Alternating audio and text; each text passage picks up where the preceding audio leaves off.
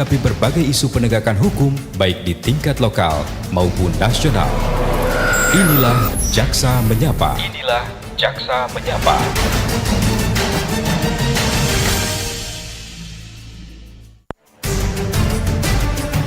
Saatnya Anda ikuti dialog interaktif Jaksa Menyapa. Ruang khusus untuk memperoleh pencerahan, solusi tentang keluhan, permasalahan hukum yang Anda hadapi. Jaksa Menyapa juga memberikan informasi secara tepat dan akurat dalam menyikapi berbagai isu penegakan hukum baik di tingkat lokal maupun nasional. Inilah Jaksa Menyapa. Inilah Jaksa Menyapa.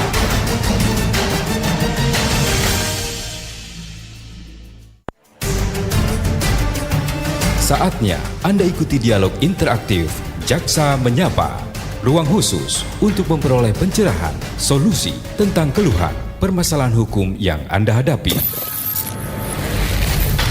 Jaksa Menyapa juga memberikan informasi secara tepat dan akurat dalam menyikapi berbagai isu penegakan hukum baik di tingkat lokal maupun nasional. Inilah Jaksa Menyapa. Inilah Jaksa Menyapa.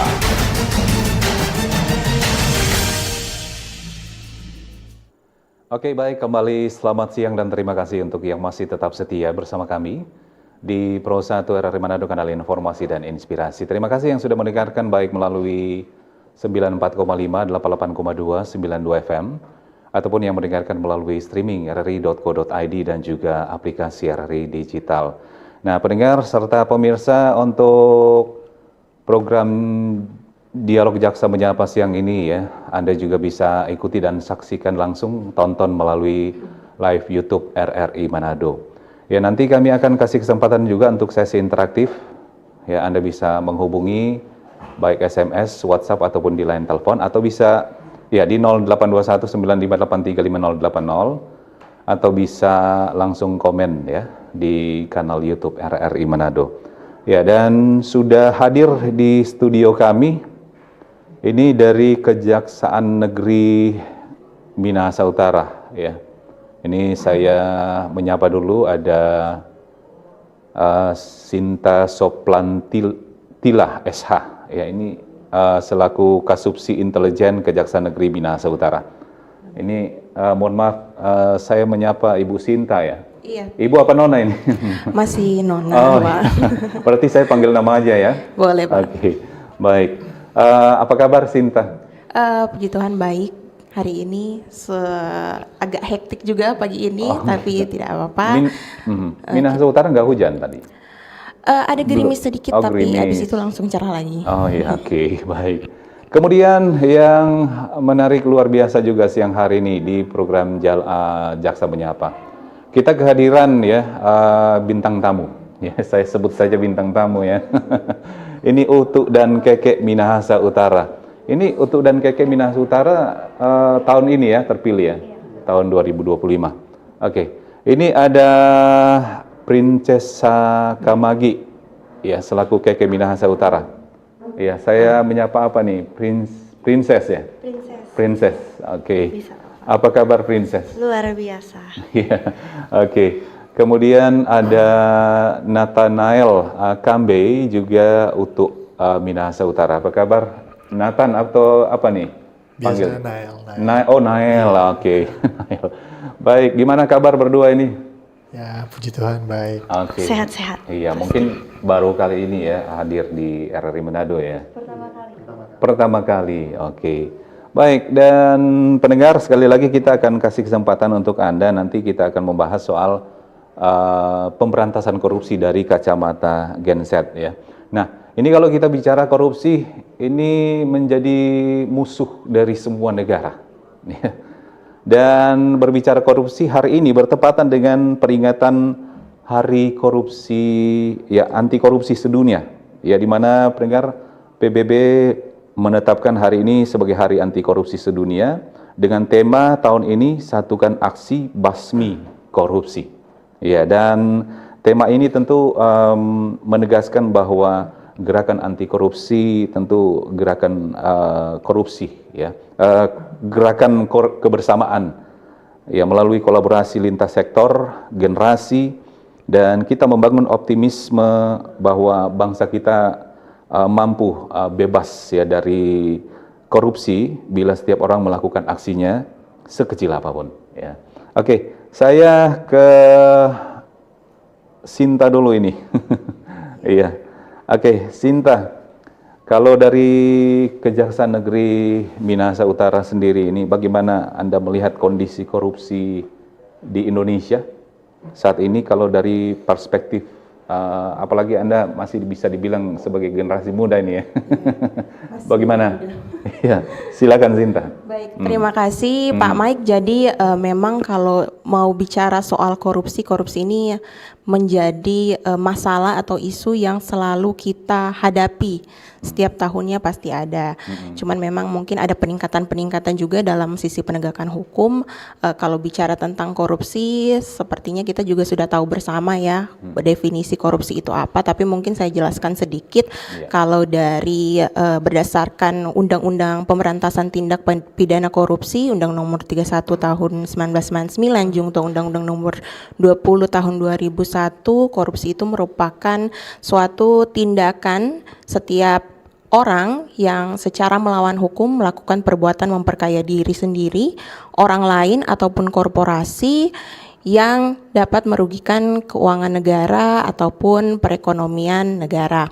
Nah, kalau dari kacamata Gen Z ataupun generasi muda, mungkin korupsi ini dilihat sebagai ya hanya sebatas masalah di Indonesia atau masalah besar gitu. Yang mungkin mereka berpikir bahwa korupsi ini ya jauh dari mereka. Mereka cuma tahu oke, ada isu korupsi tapi itu bukan urusan mereka. Jadi mungkin dipikirnya ini adalah urusan pemerintah atau urusan orang tua atau urusan pejabat lah seperti itu. Padahal sebenarnya dampak dari korupsi ini adalah mereka juga tindakan korupsi ini juga berdampak pada generasi muda.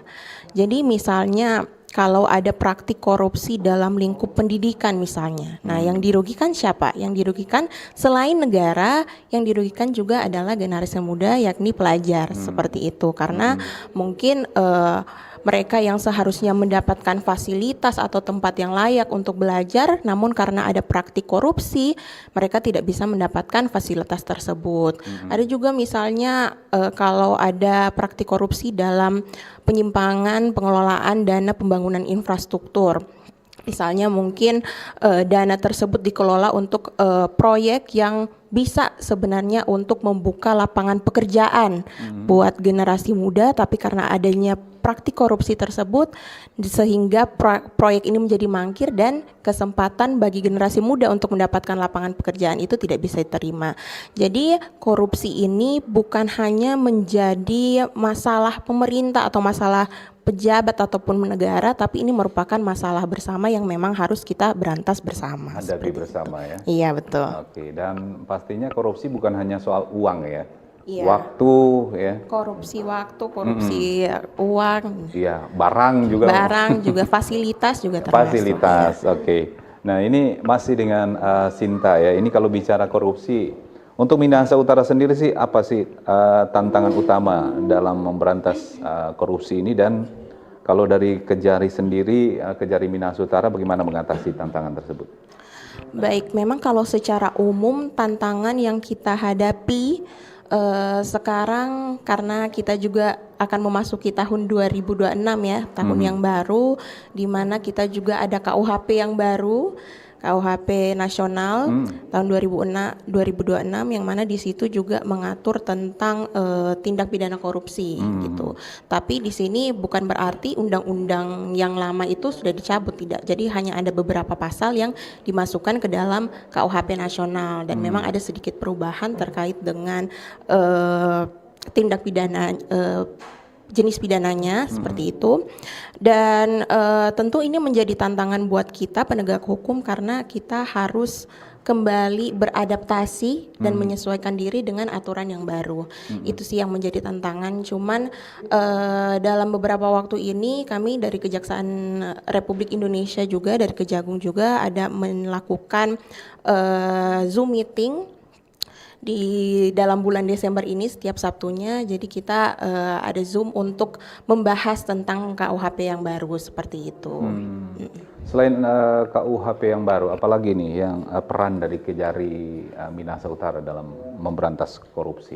Kalau peran dari kami sendiri, kalau dari saya bidang intelijen, kami kan punya tugas untuk melakukan peningkatan kesadaran hukum masyarakat gitu. Dan yang menjadi tugas bagi kami, yakni kami juga melakukan penyuluhan, sosialisasi kepada masyarakat, karena memang tantangannya di sini kan dalam memberantas korupsi itu salah satunya adalah kurang pahamnya masyarakat terhadap korupsi ini sendiri. Jadi memang mungkin mereka tahu bahwa korupsi ini oh ya sebatas misalnya pejabat pemerintah atau aparat desa menggunakan dana desa gitu. Tapi sebenarnya praktiknya itu seperti apa mereka nggak tahu.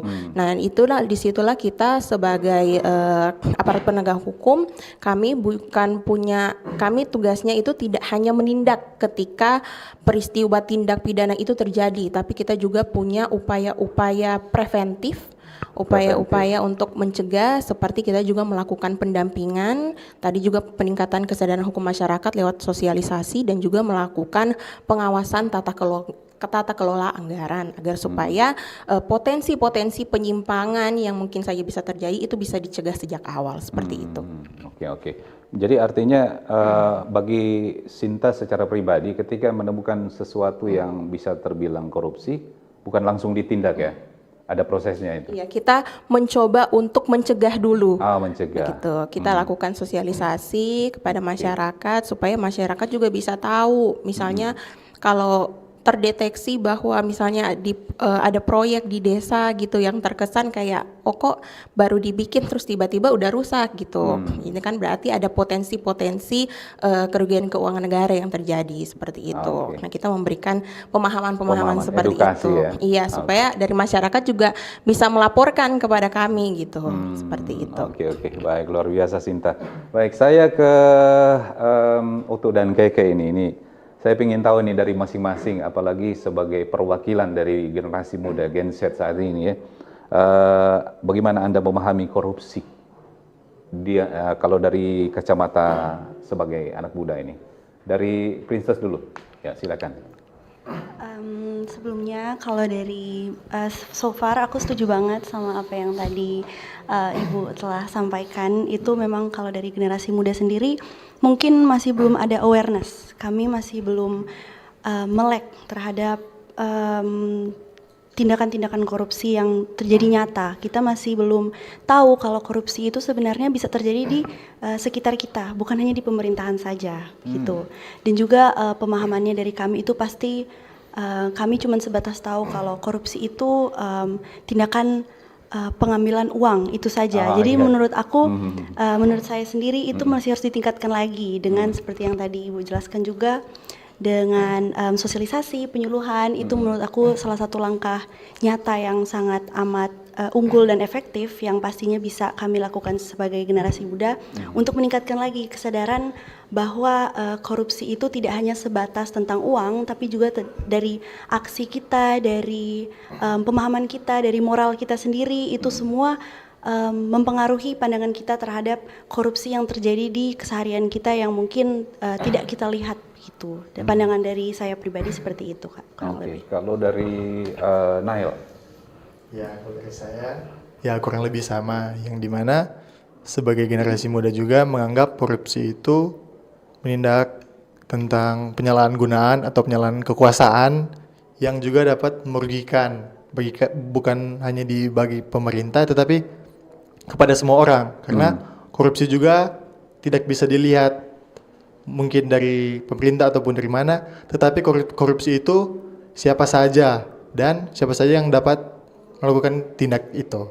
Dan juga dari kacamata Gen Z juga bahwa korupsi itu bukan hanya sekedar penyalahgunaan atau pencucian uang, tetapi juga bagaimana kita harus bertindak jujur untuk memiliki integritas yang tinggi lah tentunya. Baik, tadi Princess mengatakan bahwa baru memahami korupsi itu hanya seputar uang. Nah, ketika dalam pemilihan sebagai Utu dan Keke Minahasa Utara ini, apakah ada semacam pembelajaran dalam program Utu dan Keke ini? mengenai korupsi. Baik. Sebelumnya kalau dari Keke dan Utu sendiri pastinya sudah memberikan kami materi-materi yang sangat amat bermanfaat bagi kehidupan sehari-hari dan juga pemahaman terhadap kinerja pemerintah dan juga kinerja kami sebagai generasi muda untuk mengimplementasikan karya-karya kami di pemerintahan pastinya. Dan juga untuk pemahaman korupsi sendiri itu telah diberikan materi dari Ibu Kanisia, telah diberikan materi juga untuk pengertian bahwa tindak pidana korupsi itu seperti yang tadi saya jelaskan itu tidak hanya terjadi di pemerintahan saja, tapi dengan kita korupsi waktu, kita korupsi barang, kita korupsi perkataan pun itu termasuk dalam tindakan yang harus dihindari. Itu pastinya sudah diajarkan melalui pendidikan-pendidikan moral, pendidikan etika, attitude dan behavior sudah diajarkan pastinya di proses pemilihan KKUTU Minahasa Utara dan pastinya diajarkan bagi kami KKUTU seterusnya selama kami menjabat dan seterusnya. Kira-kira begitu. Kalau dari Nael ada yang mau ditambahkan terkait dengan materi pemahaman tentang korupsi saat pemilihan sebagai ini duta KKUTU dan KK Minahasa Utara? Mungkin tambahan sedikit dari saya, yang dimana juga di KKUTU juga mengajarkan kita bahwa kita tuh harus bertindak jujur ya tentunya. Kan dimanapun, kalaupun kita mendapat kesempatan atau suatu kesempatan untuk memiliki atau mempunyai hak ataupun jabatan yang besar, ya tentunya kita mempergunakan itu sebaik mungkin dan tetap jujur dalam menangani setiap itu yang ada. Kasus yang ada Iya, ya? kasus yang Oke, baik. Nah ini sebagai duta pariwisata ya, peran sebagai UTU dan KK ini kalau sebagai duta pariwisata bagaimana? Apa yang dilakukan dalam mendukung pemberantasan korupsi ini? Apakah masuk dalam visi dan misi sebagai UTU dan KK? Pasti. Terpilih atau gimana? Pasti. Mungkin seperti visi misi Minahasa Utara sendiri, yaitu untuk mewujudkan Minahasa Utara yang maju, Minahasa Utara yang sejahtera, dan Minahasa Utara yang hebat. Itu sendiri mungkin telah menjadi garis besar kami selama kami bertugas untuk terus-menerus mendukung visi misi ini sendiri untuk Minahasa Utara yang lebih sejahtera ke depannya.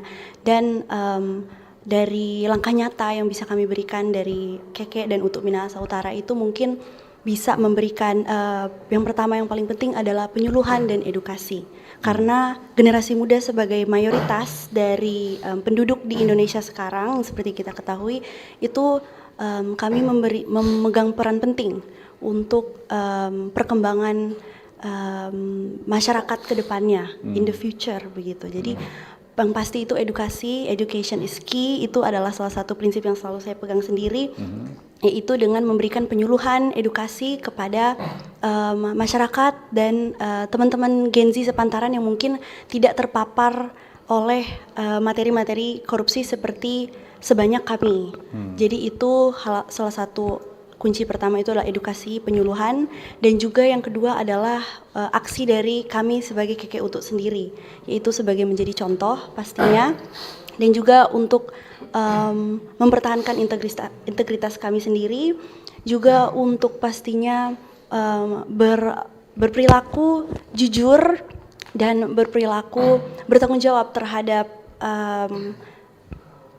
jabatan yang telah kami pegang, terhadap janji yang telah kami berikan untuk kedepannya agar kiranya kami bisa mewujudkan visi itu dan bisa mencapai visi misi itu dengan program-program yang lebih nyata lagi supaya bisa me-reach lebih banyak lagi masyarakat dan bisa meningkatkan lagi awareness masyarakat terutama Gen Z untuk tindak korupsi ini sendiri. Sekian dari aku. Baik, kalau dari Nael gimana?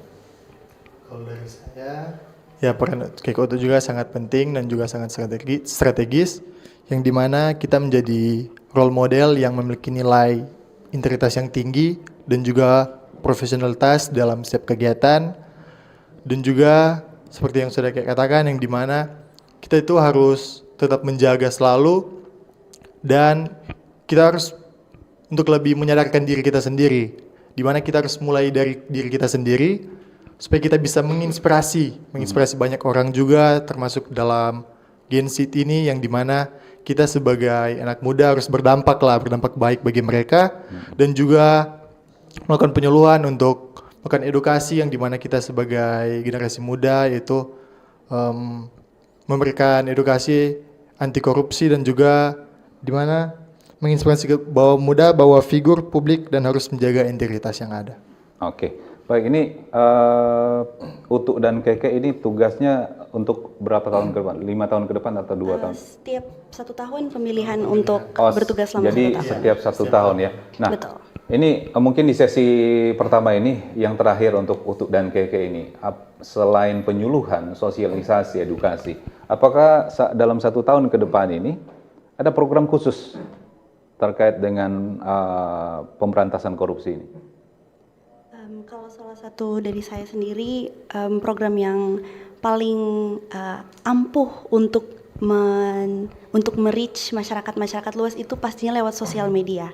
Karena dengan era global, dengan global sekarang itu orang-orang lebih banyak kita lihat berita lewat HP ya. Ya, betul. Jadi pastinya lewat HP, Instagram, sosial media itu menurut saya salah satu peran yang paling efektif, paling ampuh untuk memberikan edukasi ini, tidak hanya lewat sosialisasi dari desa-desa juga, tapi dari internet juga, dari kami sebagai KK Utu, sebagai representasi generasi muda dari Minahasa Utara, dari daerah kami masing-masing. Kami juga pastinya memberikan edukasi dari platform-platform kami, karena seperti kami diberikan jabatan, kami diberikan tanggung jawab dan platform untuk memberikan edukasi itu sendiri. Jadi menurut saya selain dari penyuluhan, memanfaatkan teknologi begitu betul ya. sekali, memanfaatkan teknologi dan platform yang kami miliki, apalagi selama masa jabatan kami tahun ini. Oke, nah itu kalau dari Princess, kalau dari Nail gimana? Ya kurang lebih mirip sama. Oh. Ini mah juga ini kan memiliki power yang begitu kuat, ya teknologi juga komunikasi yang dimana kita juga bisa menjangkau semua agar semua juga bisa lebih efisiensi waktu juga, karena kan dengan sosial media juga sekarang juga seperti yang dikatakan Prinsesa yang dimana sekarang juga di masyarakat maupun generasi muda kan lebih khususnya lebih fokus ke handphone, jadi lebih luas lah untuk memberikan edukasi kepada semua yang ada untuk terkait dengan tindak pidana korupsi ini. Oke, baik, luar biasa ya. Oke, dan pendengar serta pemirsa, kita akan break dulu sejenak ya untuk sesi pertama ini. Nanti setelah break kita akan kasih kesempatan untuk sesi interaktif ya. Jadi nanti kita akan terima penelpon, SMS dan WhatsApp ataupun komentar tanggapan dari YouTube RRI Manado. Oke, baik pendengar, kita akan break dulu sejenak dan kita akan kembali nanti setelah break iklan sejenak lagi.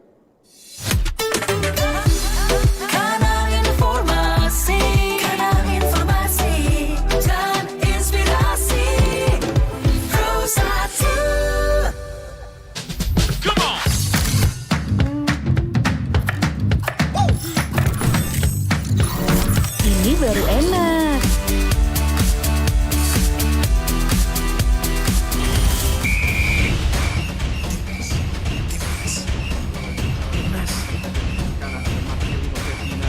Bentar Mi.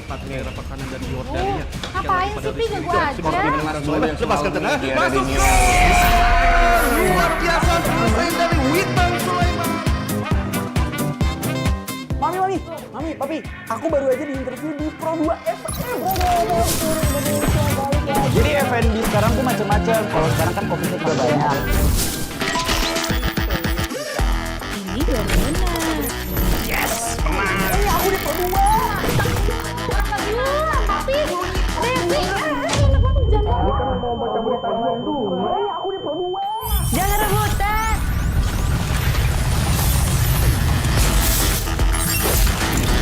Eits, jangan rebutan.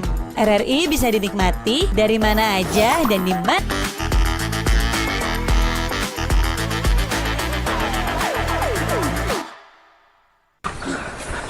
Man, terdoi dong.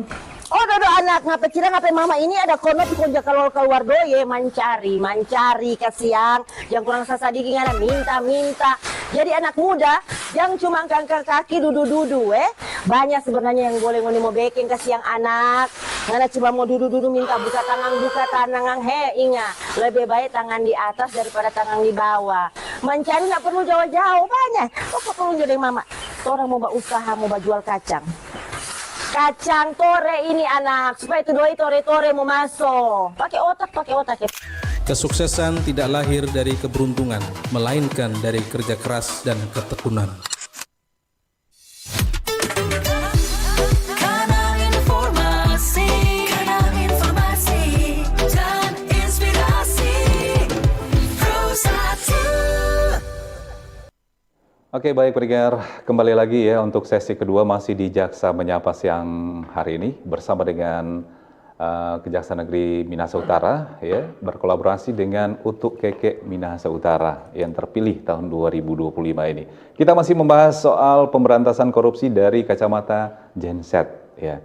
Oke, dan selanjutnya kami kasih kesempatan untuk Anda pendengar baik di line SMS, WhatsApp ataupun di line telepon di 0821 9583 5080 ya. Sekali lagi di line telepon 0821 9583 5080. Oke, kalau dari kanal YouTube ini sudah ada yang respon ini bagaimana peran genset dalam kaitan dengan pencegahan korupsi di lingkungan sekitarnya, baik di tempat studi atau lingkungan pergaulan. Terima kasih.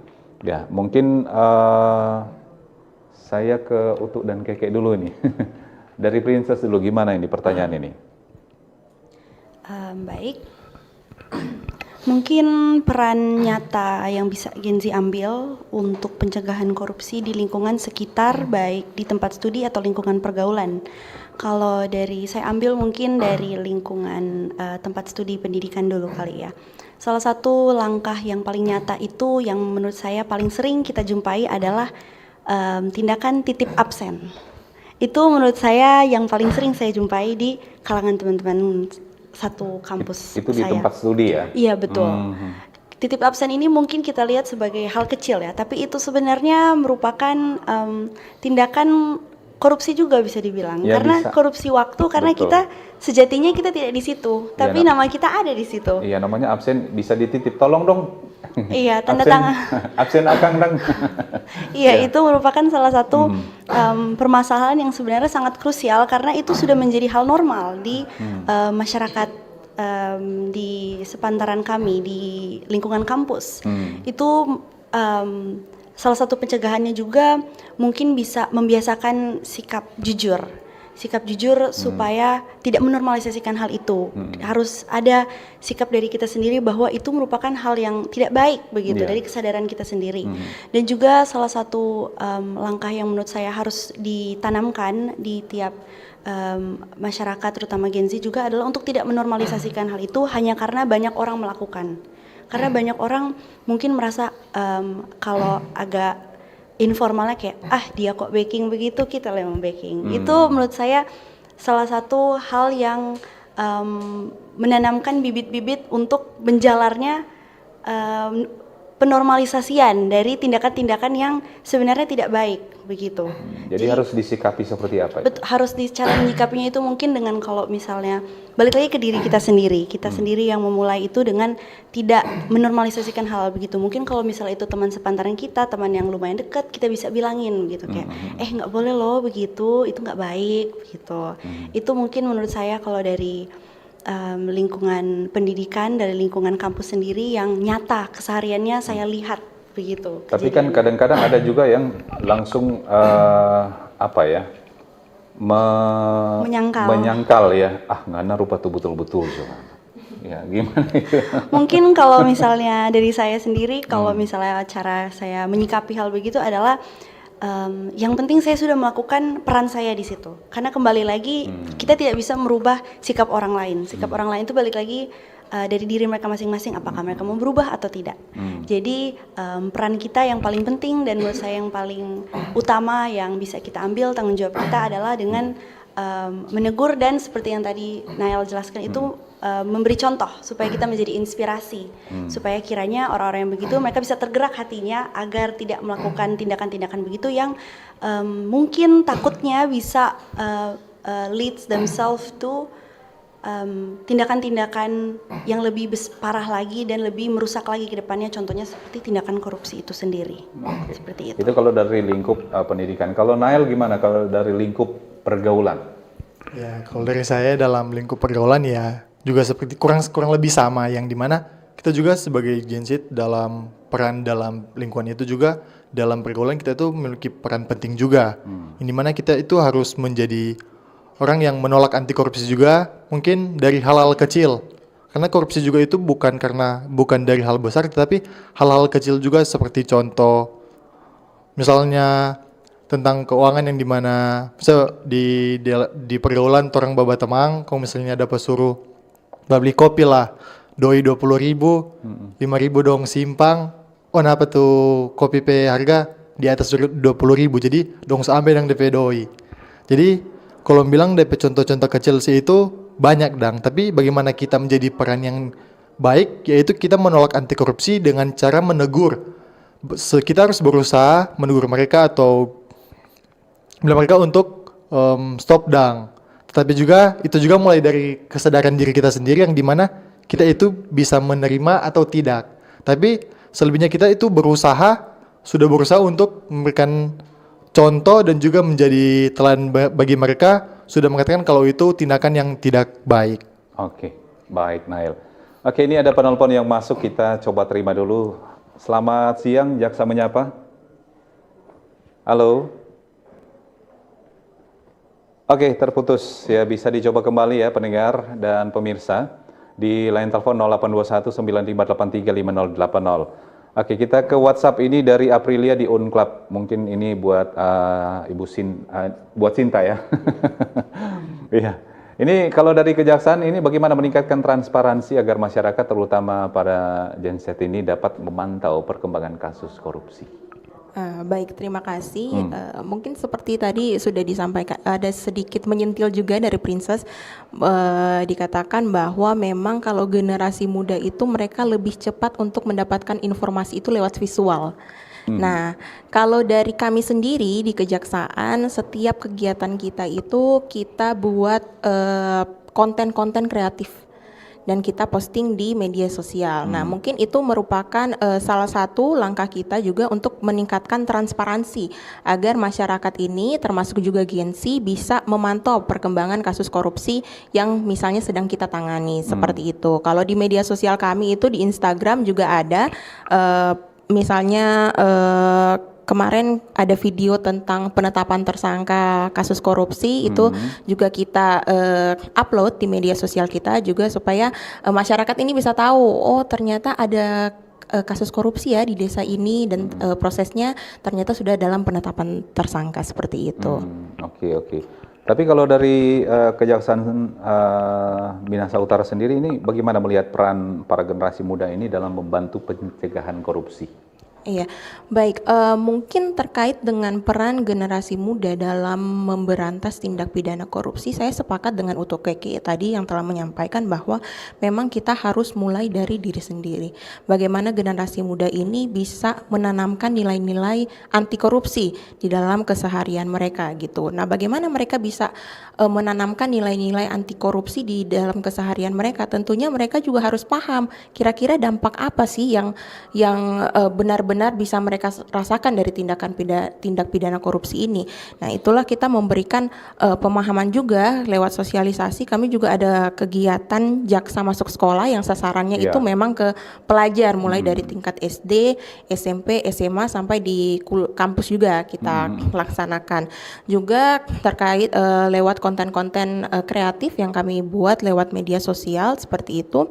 Nah, peran-peran yang bisa dilakukan oleh generasi muda ketika mereka sudah mengetahui bahwa dampak korupsi ini ternyata besar ya. Nah, mereka juga bisa membantu untuk memberikan edukasi kepada masyarakat lewat apa? Lewat misalnya yang dikatakan Princess atau Nail tadi lewat media sosial, bagaimana mereka membantu untuk menyebarkan konten-konten ataupun suara terkait dengan bagaimana kita mencegah korupsi ini seperti itu. Dan menurut saya generasi muda ini karena mereka juga kan kalau kita lihat generasi muda sekarang kan mereka lebih kritis, lebih berani, dan mereka juga lebih peka dalam melihat ketidaksesuaian antara aturan dan kenyataan yang ada gitu. Dan mereka harus lebih berani untuk speak up ketika mereka menemui atau melihat adanya praktik-praktik korupsi yang terjadi di lingkungan sekitar mereka. Juga mereka juga bisa menjadi, kalau saya katakan bisa menjadi mitra aparat penegak hukum. Mitra aparat penegak hukum itu seperti apa? Mereka bisa berani untuk melaporkan apabila mereka mendapati adanya tindak pidana korupsi yang terjadi di sekitar mereka. Tapi tentunya laporan ini tidak hanya melapor dengan bilang, oh soalnya kata ini, tapi juga harus ada bukti dukungnya, seperti itu. Terima kasih. Oke, jadi selain memanfaatkan teknologi untuk generasi muda sendiri, apalagi yang perlu mereka lakukan untuk mendukung pemberantasan korupsi ini selain memanfaatkan teknologi? Seperti itu mungkin dari kalau misalnya ya kan sekarang mereka juga kayak Nini Utukeke menjadi perwakilan, menjadi duta, bisa mensosialisasikan juga, membantu mensosialisasikan dalam arti ini di lingkup teman-teman mereka lah, sekitar sepantaran mereka, karena mungkin dengan mereka menyampaikan dengan bahasa yang mudah dipahami gitu, mereka akan lebih mengerti. Karena kalau menurut saya tentang korupsi ini, kalau anak-anak yang dengar ya, kalau misalnya dari SMP, SMA, kalau mungkin kita yang menyampaikan, mungkin mereka kayak aduh bosan banget ini perkara korupsi, kayak berat banget gitu untuk dicerna oleh mereka. Tapi mungkin dengan dari generasi muda seperti dari Utukeke bisa menyampaikan, mensosialisasikan kepada anak-anak sepantaran mereka, generasi sepantaran mereka dengan bahasa yang mudah dipahami, mereka mungkin lebih mengerti dan memahami, sehingga itu juga bisa membangkitkan awareness jadi dari generasi muda seperti itu. Oke. Nah, ini menarik untuk program Jaksa Masuk Sekolah ya, kalau terkait dengan sosialisasi korupsi. Ini kalau dari kejaksaan sendiri bagaimana memastikan bahwa pencegahan korupsi itu bisa dilakukan sejak dini, khusus untuk anak-anak di bawah umur? Ya, gimana memastikan mereka agar belajar dari sejak dini? Memang menjadi tantangan bagi kita di kejaksaan itu terkait dengan kegiatan Jaksa Masuk Sekolah. Bagaimana sih kita bisa ketika kita memberikan pelajaran kepada apalagi anak SD, gitu. Kadang kan mereka belum paham mereka ya. Tidak mungkin tidak paham gitu. Maksudnya korupsi ini apa? Seperti yang saya bilang tadi, mereka mungkin aduh apa sih ini, pelajaran apa sih ini, seperti itu. Tapi bagaimana mungkin cara kita dari kejaksaan juga memberikan pelajaran itu dengan teknik-teknik yang tidak tidak monoton atau tidak membosankan lah. Kalau kami di kejaksaan, kami kalau misalnya dari tingkat SD atau SMP itu tindakan yang kami lakukan itu melakukan pembelajaran dengan kita selingi dengan games juga. Biasanya kalau di Jaksa Masuk Sekolah itu ketika kita bikin games, anak-anak itu lebih aktif dan mereka lebih konsen untuk menerima pembelajaran yang kita berikan gitu. Tentunya juga kita menggunakan bahasa-bahasa yang mudah dipahami dan contoh-contoh yang terjadi di lingkungan misalnya anak SD atau SMP seperti itu. Iya, karena kadang-kadang juga ketika hanya memberikan edukasi, sosialisasi, pasti bosan lah untuk mendengar apa sih yang dia ngomong. Kalau mungkin langsung dengan praktiknya, mungkin dengan kegiatan games begitu ya, mungkin bisa lebih paham ya. Iya, karena jujur memang kemarin kami kan ada sempat 2 minggu ya, kami melaksanakan kegiatan Jaksa Menyapa, Jaksa Masuk Sekolah, dan kami memang merubahlah sistem pembelajaran kita supaya gitu. Tidak monoton begitu ya. Supaya tidak monoton, tidak hanya sebatas pada penyampaian karena anak-anak juga kan kalau dengar orang ngomong juga mereka bosan juga gitu. Jadi kita juga kemarin menampilkan video-video yang terkait dengan anti korupsi seperti itu, agar supaya juga mereka lebih memahami, karena kan kalau lihat video gitu mereka lebih tertarik ya, dan lebih konsen lah untuk mendengarkannya seperti itu. Baik, Sinta. Ini ada yang menarik lagi, ini dari tanggapan melalui WhatsApp Ibu Rini di Tontalete. Ya, kalau dari Kejaksaan bagaimana memastikan bahwa independensi dalam menangani kasus korupsi, terutama yang melibatkan pejabat tinggi? Nah, gimana nih?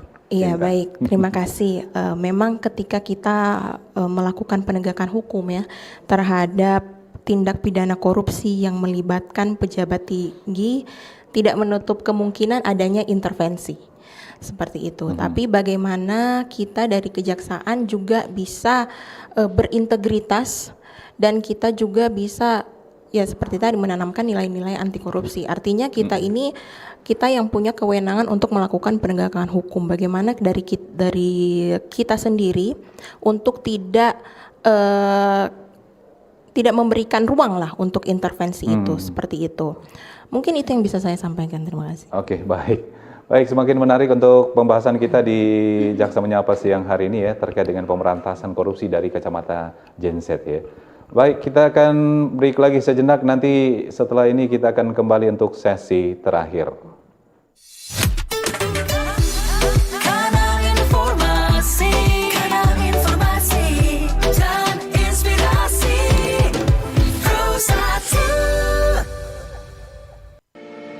RRI Digital. Nikmati kemudahan interaksi, partisipasi, dan kolaborasi dengan RRI Digital. Interaksi, dengar dan saksikan siaran langsung kami, daftarkan akun kamu, dan mulailah berinteraksi di setiap program dan konten kami. Partisipasi, kreasikan konten kamu dengan berita, podcast, vlog, film, musik, dan playlist. Kolaborasi, kami mengajak berbagai komunitas untuk berkembang bersama melalui digital platform. RRI Digital sekarang menghadirkan terobosan baru, workspace platform dan online learning platform dengan fasilitas-fasilitas unggulan, monitor impact dan outcome, meeting online, video conference, dan library. RRI Digital menghadirkan fitur-fitur untuk peningkatan interaksi, partisipasi, kolaborasi, workspace, dan learning.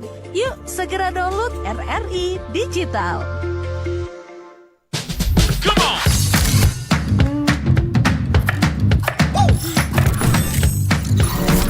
Ini baru enak.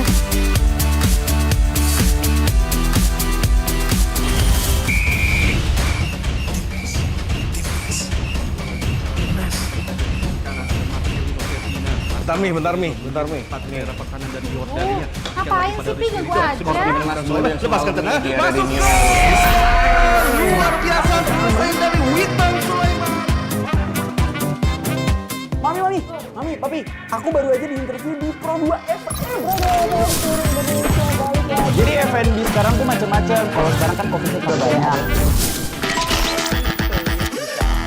Ini baru enak. Yes, menang. Aku di Pro 2. Papi, Devi. Aku di Pro 2. Jangan rebutan.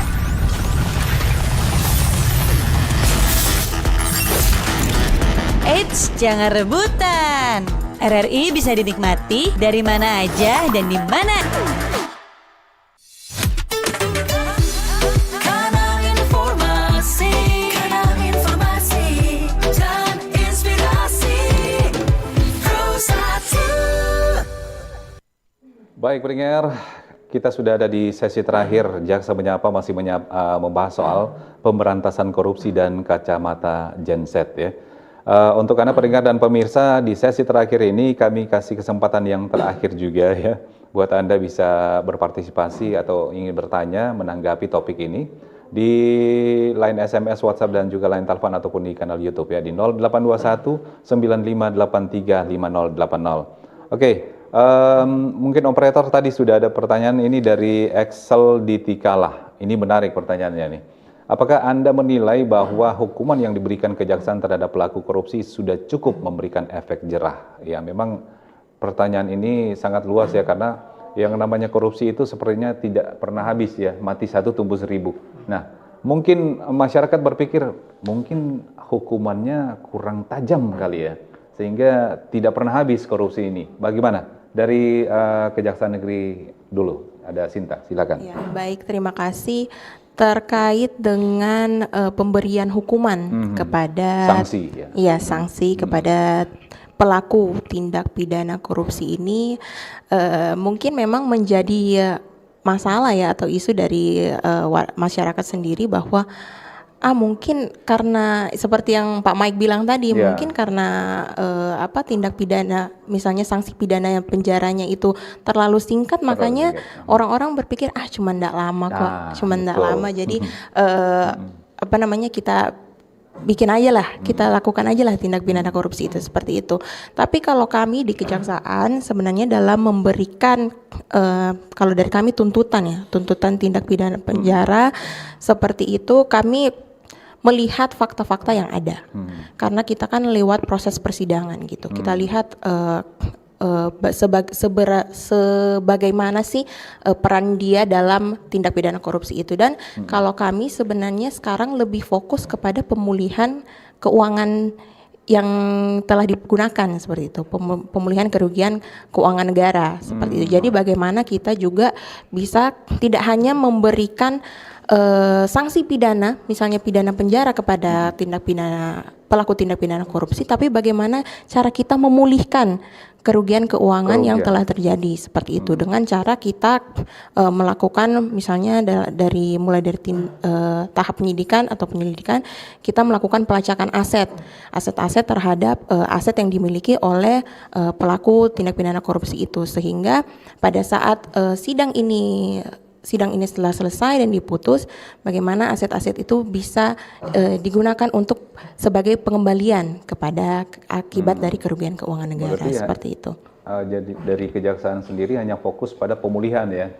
Ya, pemulihan dan juga bagaimana sanksi juga ya kepada pelaku tindak pidana itu, supaya ya mereka juga jerah. Tapi yang fokus kita adalah bagaimana kita mengembalikan kerugian keuangan negara yang diakibatkan dari tindak pidana korupsi seperti itu. Oke. Pertanyaan ini juga mungkin mengacu atau belajar dari pengalaman kasus kemarin kan, yang berapa triliun itu, yang 300-an ya kalau nggak salah tuh ya. Itu hukumannya hanya 6 tahun. Nah, itu kan banyak masyarakat yang berpikir, cuma kotek begitu boleh mau bagi jodang, kasih banyak-banyak. Cuma 6 tahun begitu kan. Tapi dari kami juga sebenarnya ya seperti yang saya bilang, bagaimana cara kita memulihkan, karena dengan kita mengembalikan kerugian keuangan negara melalui dengan perampasan aset dari tindak pidana korupsi, ini kan juga bisa membantu negara dalam pembangunan seperti itu. Oke, baiklah. Saya ke Utuk dan Keke ini, ya. Bagaimana tanggapan dengan pertanyaan yang tadi? Ya, operator. Ini apakah terkait dengan sanksi hukuman? Ya, apakah sudah cukup memberikan efek jera? Dari Princess dulu. Baik, kalau pandangan dari saya pribadi itu untuk sanksi-sanksi yang telah diberikan itu pastinya menurut saya sudah memberikan seperti sinyal yang sudah cukup kuat untuk menjadi seperti peringatan kepada masyarakat luas, terutama Gen Z. Kalau misalnya kita ambil contoh tindak korupsi di lingkungan pendidikan seperti yang tadi telah saya jelaskan, itu menurut saya itu sudah cukup kuat untuk memberikan rasa takut kepada kami bahwa tindakan yang kami lakukan ini akan membuahkan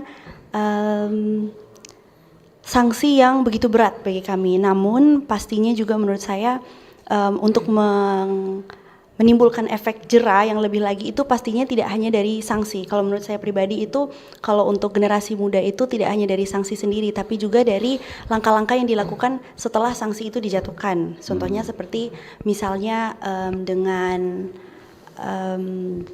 tanggapan teman-teman sekitarnya terhadap perilaku yang telah dibuat. Kalau misalnya saya ambil contoh seperti tadi yang saya jelaskan itu, misalnya tindak korupsi waktu di kampus itu mungkin kalau misalnya kita kaitkan dengan efek jerah itu bisa dari teman-temannya sendiri membuat kayak misalnya seperti sanksi sosial begitu, biar dia jadi orang ini bisa jadi takut, jadi malu. Nah, rasa-rasa takut dan rasa malu itu yang menurut saya sebenarnya membuatkan efek jerah itu sendiri. Karena dari teman-temannya sendiri kayak ih kamu begini, ih kamu begini, pasti nanti dia jadi takut, dia jadi malu, dia jadi nggak mau bikin itu lagi. Nah, menurut saya itu salah satu sebenarnya salah satu cara ampuh juga untuk generasi, karena saya sendiri Gen Z dan saya relate kepada teman-teman sepantaran saya. Jadi salah satu caranya sih menurut saya itu, dan juga mungkin pengawasan lagi dari pihak-pihak otoriter atau mungkin dari pihak-pihak pembina yang lebih berwenang lagi untuk mengawasi lagi tindakan dari pelaku itu sendiri, agar kiranya tidak terjadi lagi tindakan-tindakan yang merugikan masyarakat banyak. Seperti itu. Semoga mereka benar-benar tobat ya. Iya betul, sikap tobat itu yang harus ditekankan. Iya. Oke, kemudian dari Nail bagaimana tanggapan terkait dengan pertanyaan soal sanksi ini? Ya, kalau dari saya, kembali lagi kalau soal sanksi yang dimana juga itu sudah sangat bagus ya tentunya. Yang dimana juga dari kejaksaan juga tetap semua itu berdasarkan dari hukum. Yang dimana kita tidak langsung untuk memberikan hukuman atau apa, karena semua itu berdasarkan dari hukum, tapi juga di Indonesia kan memiliki itu hak asasi manusia. Tadi tidak semena-mena untuk memberikan hukuman. Jadi menurut saya sudah sangat bagus lah sudah memberikan hukuman, tetapi itu juga kembali lagi dari diri sendiri. Seberat apapun hukuman kita yang telah diberikan, tetapi kalau tidak ada kesadaran dari diri sendiri, itu juga salah satu tantangan. Tapi juga kalau untuk membuat efek jerah yang dimana paling kalau dari generasi muda tentunya harapan juga kepada kejaksaan atau apa lebih lagi fokus untuk lebih tinggi lagi, lebih tegas lagi, dan juga lebih memfokuskan kepada hukuman, tetapi juga saya kira seperti itu. Oke, baik. Dan ya sayang sekali ya pendengar serta pemirsa, mohon maaf kami belum bisa menanggapi ya respon yang lainnya. Karena waktu kita juga sangat singkat ya siang hari ini, ada program kita selanjutnya nanti di jam 12 ya. Dan oke, untuk masing-masing narasumber 1 menit ya untuk closing statement dari Sinta dulu. Ya, silakan. Baik, terima kasih. Jadi terkait dengan bagaimana kita memberantas tindak pidana korupsi ini, seperti yang kita ketahui bersama kan bahwa korupsi ini merupakan masalah yang masif, dikatakan masif karena memang tidak hanya merugikan keuangan negara atau perekonomian negara, tetapi juga merugikan masyarakat, termasuk juga generasi muda sebagai generasi penerus bangsa yang akan mewarisi ya apa yang kita lakukan saat ini. Nah, untuk itu tugas untuk melakukan pemberantasan tindak pidana korupsi ini tidak hanya sebatas pada tugas pemerintah dan aparat penegak hukum, tapi juga merupakan tugas kita bersama, termasuk di dalamnya elemen masyarakat, termasuk di dalamnya generasi muda. Nah, kenapa generasi muda ini penting untuk melakukan pemberantasan tindak pidana korupsi? Karena seperti mungkin yang sudah saya singgung tadi, bahwa generasi muda ini punya karakteristik yang mereka lebih kritis, mereka lebih berani, dan mereka juga lebih peka terhadap melihat kenyataan dan aturan yang adanya ketidaksesuaian seperti itu. Nah, langkah yang perlu dilakukan oleh generasi muda yakni tentunya menanamkan nilai-nilai anti korupsi dalam kehidupan mereka sehari-hari, dan juga bagaimana mereka juga bisa memanfaatkan platform ataupun ya sekarang kan sudah di era digital ya, bagaimana kita bisa menggunakan hal tersebut untuk membagikan hal-hal yang terkait dengan pemberantasan korupsi. Seperti itu. Kami juga berharap generasi muda ini tidak hanya menjadi penonton, tidak hanya menjadi pemantau, tapi bagaimana generasi muda ini juga bisa berkontribusi, berperan aktif dalam melakukan pemberantasan tindak pidana korupsi. Seperti itu. Terima kasih. Baik, terima kasih ya buat Nona Sinta ya selaku perwakilan dari Kejari Minahasa Utara. Dan kemudian dari Nael dulu, ini sebagai closing statement ya, karena waktu kita semakin singkat ini. Iya. Kalau dari saya tentang pemberantasan tingkat korupsi ini juga sebagai generasi muda ini juga salah satu peran penting yang dimana kita sebagai generasi muda itu yaitu penerus bangsa. Yang dimana kita itu harus menanamkan nilai-nilai anti korupsi mulai dari sekarang agar kita juga bisa lebih mengerti dan lebih memahami situasi yang ada pada zaman sekarang, yaitu terkhususnya yang ada di Indonesia.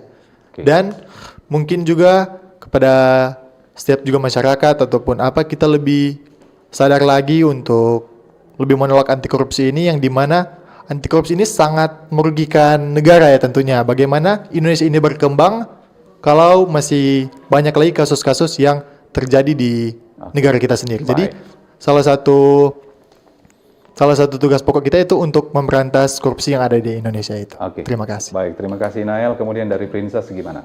Baik, mungkin singkat saja ya, karena sudah diwakili dari Ibu dan juga dari Nael. Pesan singkat untuk Gen Z adalah seperti yang tadi Ibu telah sampaikan, itu Gen Z itu memang lebih berani dan lebih kritis terhadap kasus-kasus atau perilaku atau tindakan-tindakan yang terjadi di kehidupan sekitar, apalagi tindakan-tindakan yang dilakukan oleh pemerintah begitu. Jadi mungkin pesan aku untuk Gen Z adalah tetap kritis, tingkatkan lagi sikap kritisnya, dan juga jangan lupa untuk pegang teguh integritas, dan juga pastinya manfaatkan baik-baik platform yang kita miliki agar kiranya kita bisa menjadi sarana untuk mengedukasi banyaknya masyarakat dan teman-teman sepantaran kita, karena kita sebagai generasi penerus bangsa untuk menuju Indonesia yang lebih baik lagi. Dan mungkin dibalik lagi untuk mulai dari diri kita sendiri, karena kalau bukan kita yang mulai, siapa lagi? Kalau bukan sekarang, kapan lagi? Baik. Begitu. Dan pastinya kesimpulan kita untuk pembahasan terkait dengan pemberantasan korupsi dari kacamata Gen Z ya. Mari kita berjuang bersama melawan korupsi, dan mari kita ciptakan Indonesia yang lebih adil, lebih transparan, dan pastinya lebih sejahtera untuk kita semua. Terima kasih untuk perwakilan dari Kejaksaan Negeri Minahasa Utara. Selaku Kasubsi Intelijen Kejaksaan Negeri Minahasa Utara ada Nona Sinta Soplan Tila ya. Iya, memang agak susah manggilnya Pak.